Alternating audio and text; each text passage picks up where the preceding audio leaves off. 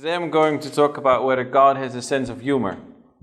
And to be honest with you, I have no clue, but I do have some thoughts about this.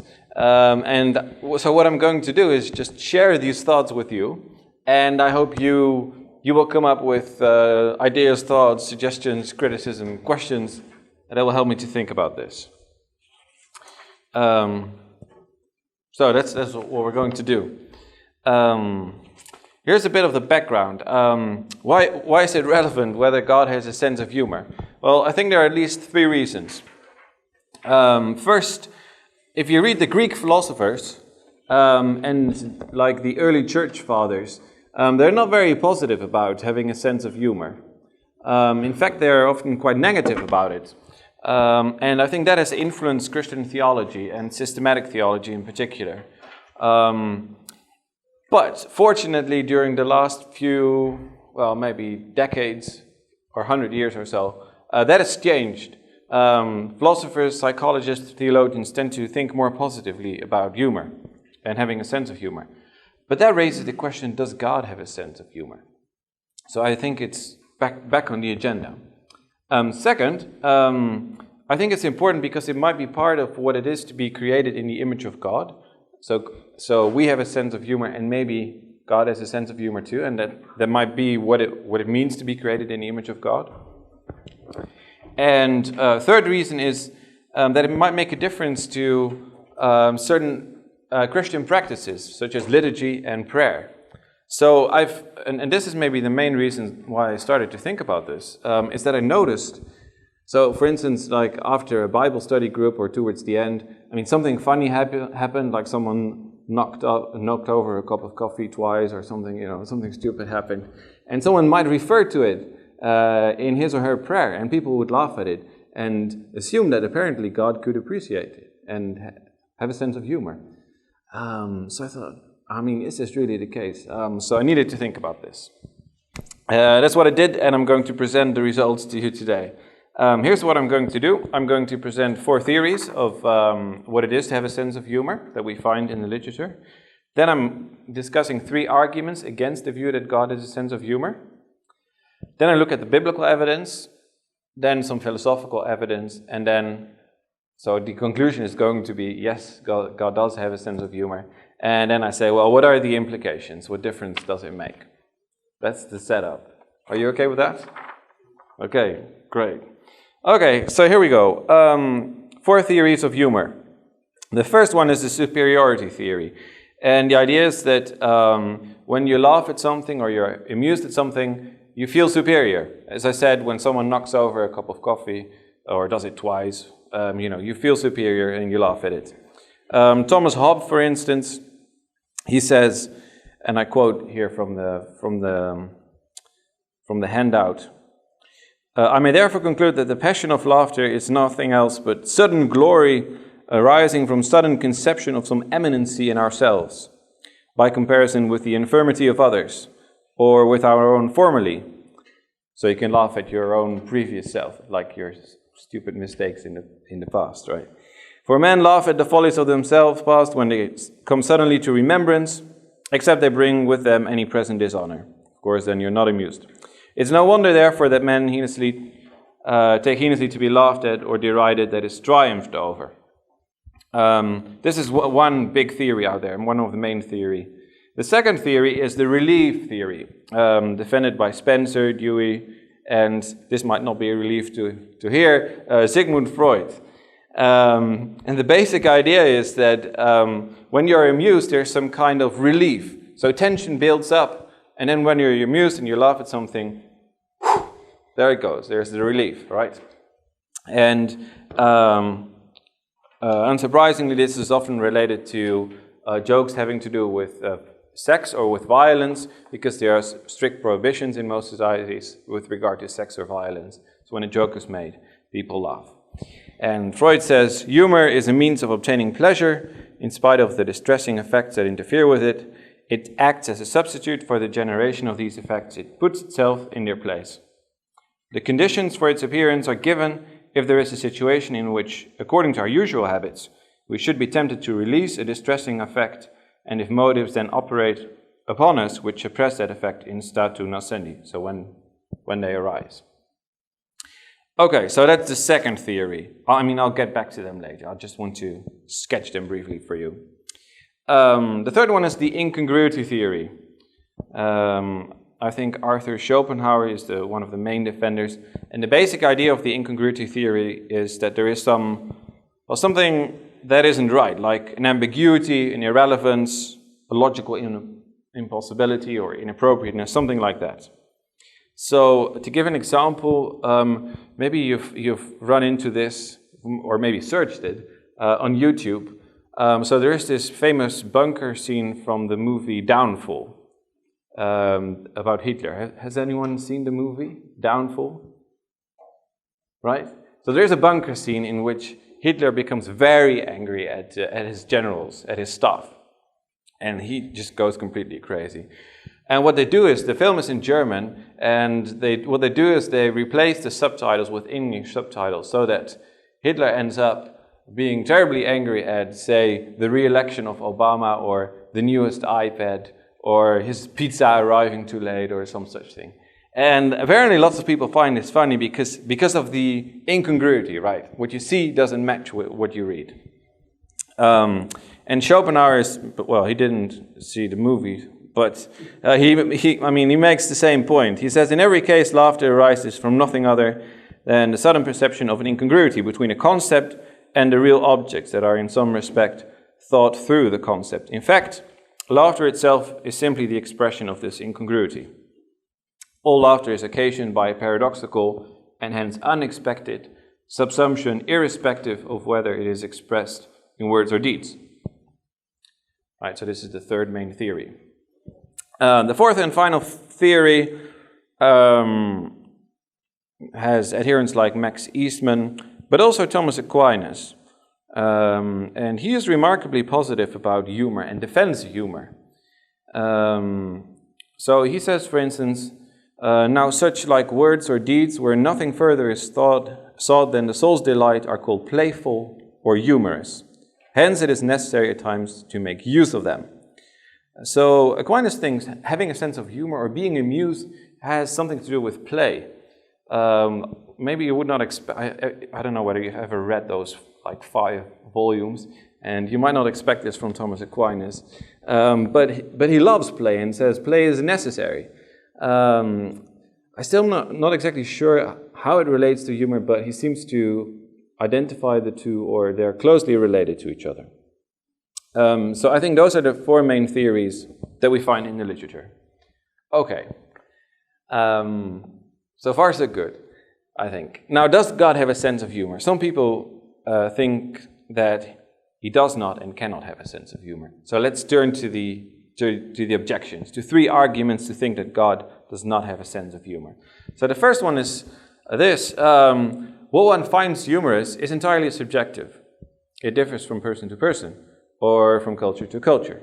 There's someone in the audience who knows about humor across cultures, so we might hear more about it. But so some people say it's entirely subjective.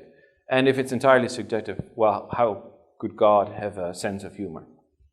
My reply is twofold. On the one hand, the fact that there is disagreement, so that people hold different views about what is funny and find different things funny, doesn't mean that there is no fact about it. In the same way as people hold different moral views, say about the rights of women or minorities, it doesn't mean that there are no facts about it. And second, even if it is entirely subjective, God might have his own sense of humor, his own subjective sense of humor, and it might be different from some people, or maybe all people, right? So it doesn't rule out that God has a sense of humor. And the second objection is slightly more serious. I find this more challenging. So it says, we can be amused at stuff because we can temporarily focus on things that we find funny and forget about all the suffering in the world. But God knows about all the suffering and the pain of all his creatures in the world. So God can never be amused. I mean, how can you be amused if you know what's going on? Right. Again, I've got 2 replies to that. So first, I think we should remember that having a sense of humor is something that need not be activated all the time, right? In the same way as a kind person need not be kind all the time or do kind deeds all the time, right? He or she can be asleep, for instance, and still be a kind person. And in the same way, God can have a sense of humor, even if he's not amused now. He might have been amused before the creation of the world, before there was suffering, and he might be amused when all evil has been removed from creation. So God could still have a sense of humor. And second, and this is a bit of a speculation, but it might be the case that God can focus on things. So he would still know about all the suffering in the world, but it would be his background knowledge.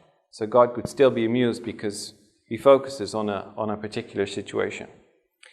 So even though I find this second objection slightly more challenging, I'm not convinced by it. The final objection says, it assumes the incongruity theory, and it says, well, God is omniscient, he knows everything, right? So he will never be surprised by any incongruity. Nothing comes as a surprise to him. I say 3 responses. 3 is maybe a bit much. 2 will do, I suppose. So let me mention just 2. The first one is, according to open theists, the future is open to God. So God doesn't know the future perfectly. If this is correct, then God would still be surprised at certain things. But even if you're not an open theist, you might still think that God has a sense of humor, even though he knows the future perfectly. Because he might be amused, even though he's not surprised. And I don't know whether you've had this experience, but sometimes there's a joke, and every time you hear the joke, you're amused at it, simply because it's terribly funny. Sometimes even thinking about the jokes makes you smile, right? Have you had that experience? Am I the only one? No? Okay, good. So even though you're not surprised by it, you still find it funny for some reason. I don't know how it works, but that's how it works. With kids? Yeah, I don't have kids, but yeah, I can imagine. So I don't find these objections convincing. Maybe there are other objections that I missed. So if so, let me know. Okay, let's turn to the Bible. Are there good biblical reasons to think that God has a sense of humor? And you being Christians, I expect serious objections to what I'm going to say right now. But here we go. I'm a Christian too, by the way. So here we go. 4 reasons. The first reason is sometimes the Bible just says that God laughs at something. Here's an example from Psalm 2. Why do the nations conspire and the peoples plot in vain? The kings of the earth rise up and the rulers band together against the Lord and against his anointed, saying, let us break their chains and throw off their shackles. And then it says, the one enthroned in heaven laughs. The Lord scoffs at them. So it says literally that God laughs. Now, I'm not convinced by this first consideration because God is not literally enthroned, right? There's not like a physical throne somewhere, right, up there. And in the same way, the point might just be that God is far superior. And he does not literally laugh. Second, key people representing God use humor. So one example is Elijah in 1 Kings 18. So there's this contest between the God of Israel, and Baal, right, on Mount Carmel. Do you know the story? Right. So the priests start and they try to get a response from Baal, but there is no response. And then, so it says, but there was no response, no one answered, and they danced around the altar that they had made. At noon Elijah began to taunt them. Shout louder, he said. Surely he is a god. Perhaps he is in deep thought or busy or traveling. Maybe he's sleeping and must be awakened. So Elijah is making fun of them, right? He's using humor. And there are other passages. Still, I'm not convinced by these passages because it seems to me God might just use humor because he knows that people will find it funny, right? It will have a certain effect, and he knows that. But he's not amused at it himself. That seems possible. So I'm not convinced by this consideration. Third reason. So, I mean, I wish there were good biblical evidence, but I can't find it. A third consideration is passages in which God performs an action himself that seems funny in a way. So, at a certain point in Israel's history, the ark is captured, and then we read in 1 Samuel 5 the following. It says, "After the Philistines had captured the ark of God, they took it from Ebenezer to Ashdod. Then they carried the ark into Dagon's temple and set it beside Dagon. When the people of Ashdod rose early the next day, there was Dagon fallen on his face on the ground before the ark of the Lord. They took Dagon and put him back on his place. But the following morning, when they rose, there was Dagon fallen on his face on the ground before the ark of the Lord. His head and hands had been broken off and were lying on the threshold. Only his body remained." So God is just playing with the statue. He's making fun of it, and he's making fun of the Philistines, it seems. But again, it seems to me God might just use humor, right? Because he knows that we will find it funny, or the Israelites would find it funny, without being amused himself. So I'm not convinced. Finally, and importantly, there's Jesus himself, who many Christians, me included, believe to be God incarnate, so God himself. And Jesus himself uses humor all the time, especially in making fun of the Pharisees, but also on other occasions. So here's one of those occasions. He says, "Why do you look at the speck of sawdust in your brother's eye and pay no attention to the plank in your own eye? How can you say to your brother, 'Let me take the speck out of your eye,' when all the time there's a plank in your own eye?" Right? And Jesus is quite ironic, actually, at several points if you read the Gospels. But again, Jesus might just use humor to make a point without God being amused himself.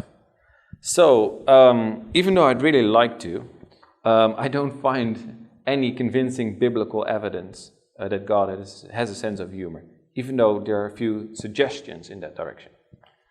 Okay, so if I might be mistaken, I hope I'm mistaken, so do let me know if that's the case. Fortunately, though, I think there are good philosophical reasons, and I happen to be a philosopher as well. There we go. 3 philosophical reasons to think that God has a sense of humor. The first one is we can simply look at the 4 theories that I mentioned. So let's do that. The first one is the relief theory. Well, that's a theory of laughter, right? But you need not laugh in order to be amused, right? You can be amused at stuff and still decide not to laugh at it, so that people don't notice. So that doesn't count against God's having a sense of humor, because it's not a theory of humor, but of laughter. The second one is the play theory. Well, there I'm not sure what to say. Does God play? Could be. I don't know. I'm not sure. At least it doesn't count against it. But then if we look at the other 2 theories, God clearly meets the conditions laid out in that theory. So the superiority theory, well, is God superior? Well, I guess he is, right? God is perfectly good in all regards, if God exists. So yes, he is superior, and he knows that he is superior. So he meets those conditions. And as to incongruity, God is omniscient. He knows everything. So he will know every inconsistency, every ambiguity, anything will be known by him. So for most of the theories, God clearly meets the conditions. And that would mean that God has a sense of humor. Okay. Now a second argument. And when I say these are philosophical arguments, I mean that you don't need to rely on the Bible or Scripture or revelation. Just the concept of God as a perfectly good being, perfect being in all regards, will do. And this is especially true for the second argument. It has a few steps. The first step is, it is good for human beings to have a sense of humor. Well, I suppose few of us would want to deny that. In fact, research shows that when we list the properties we like most in our friends and family and husbands, then it turns out that having a sense of humor is in the top 5. And usually number 1 or 2 or 3, quite high. So, yes, we do think having a sense of humor is a really good thing. Second, if something is intrinsically good for one thing, then it is intrinsically good for anything else that can have it. I say intrinsically good as opposed to instrumentally good. So, for instance, it's good for a building to be hurricane resistant, right? But it's not good for anything to be hurricane resistant. And God clearly wouldn't be hurricane resistant, right? It doesn't apply to him. So that's why I say intrinsically good. So good in itself, like being courageous, for instance. That's good in itself. Or being loving, right? That's good in itself, not for another purpose. It seems having a sense of humor is an intrinsically good thing. It's not because it's helpful for something else. No, it's just nice if someone has a good sense of humor. It's something we love. Okay. The fourth step says God can have a sense of humor. So it seems to me it doesn't conflict with being omniscient or omnipotent or any of those things. So God can have a sense of humor. And it just follows that God will have a sense of humor. So the basic idea of this argument is that God is perfectly good in all regards, and humor is also a good property. And it will follow that God will have a sense of humor. That's the second philosophical argument. And then the third and final philosophical argument runs as follows. So it's basically, well, let's just go through the steps. That might be the easiest way to present the argument. First, human beings have been created in the image of God. This is a crucial idea in the Christian faith. Second, to be created in the image of God is to share certain properties with God. So it's to be like God in a certain way, right? So if we are created in the image of God, then that means we are in a way like God. We share properties with God. 3, normal adult human beings have a sense of humor. Not all human beings, and not even adult human beings, have a sense of humor, but normal adult human beings do have a sense of humor. And then the crucial step, and this is a bit controversial, but let me explain. If normal adult human beings, like you and me, I take myself to be fairly normal, have a property, and that property is not the consequence of being finite or sinful, then it's part of what it is to be created in the image of God. It's a bit of a complex idea, but so the idea is, if there is something we have that is not the consequence of our being finite or sinful, so morally wrong, then God will have that property as well. So we do things that are bad, but that's a consequence of our being sinful, right? And we will die at some point in our lives. In fact, the very end. We will die at some point, but that's the consequence of being finite. So that doesn't apply to God. However, if you look at a property like being a free person, that doesn't follow from being finite, right? And it doesn't follow from being sinful. There's nothing sinful about it. And so is God. God is a free person, if God exists. And or take something like being rational.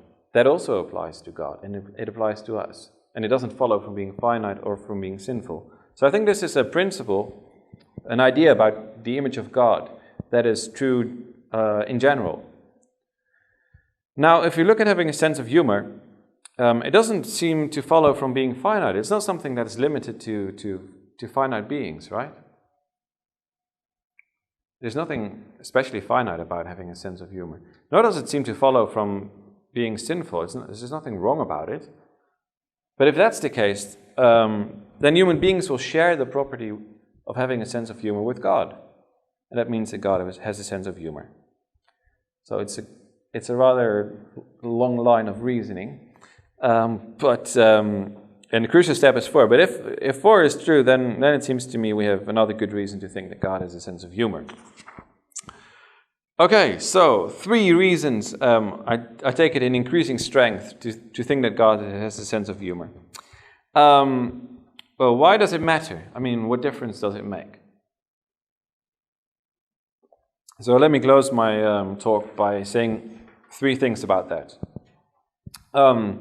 First, if God has a sense of humor, then it changes what I call the face of God, or God's character.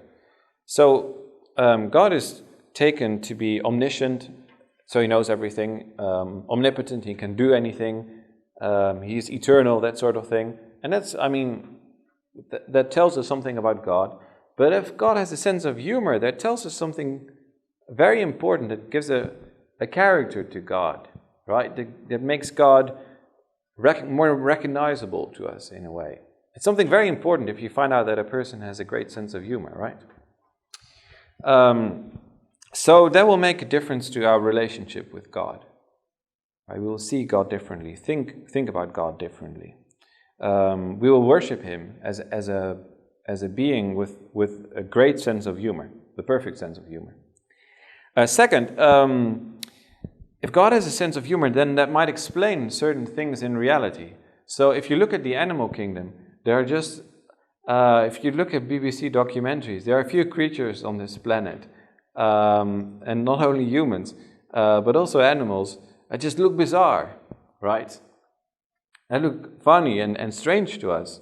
And so one explanation might be that God has a sense of humor, and he made things that look funny for that very purpose, or partly for that purpose.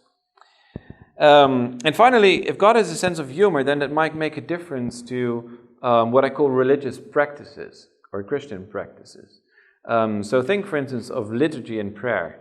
So this is a bit speculative. I don't know how you think about this, but it might make a difference to what we do on Sundays when we meet in church. And actually, this already happens in certain churches. So there are certain churches where the Sunday after Easter, that's the Sunday of laughter and humor. So there will be all sorts of jokes in the sermon, and people will laugh and they will have fun. And they do so because the basic idea is that by raising Jesus Christ from the dead, God pulled a big joke on Satan. But this is what this is why they do this. This is what they believe. And it might also be appropriate to use jokes in one's prayers, for instance. It might be, but then it might not be. I'm not sure. I believe the Queen of England has a sense of humor. I take it that she has a sense of humor. But I wouldn't make jokes in her presence, I suppose, because she is the Queen. Let alone God, who's the most perfect and holy being there ever is, or was, or will be. So maybe it's not appropriate to make jokes in one's prayers. I'm not sure, maybe it is. But that is at least something I think worth exploring. So, I think it has important implications. Finally, let me say, I have to admit it is somewhat paradoxical that I do this like dry philosophical presentation in order to convince you that God has a sense of humor. Fortunately, if the incongruity theory is right, then this very fact might be something funny. And thus it is good to know that even if my attempt is not successful and not all of you are convinced by my arguments, as long as the conclusion is true, God may smile at my attempt to establish it.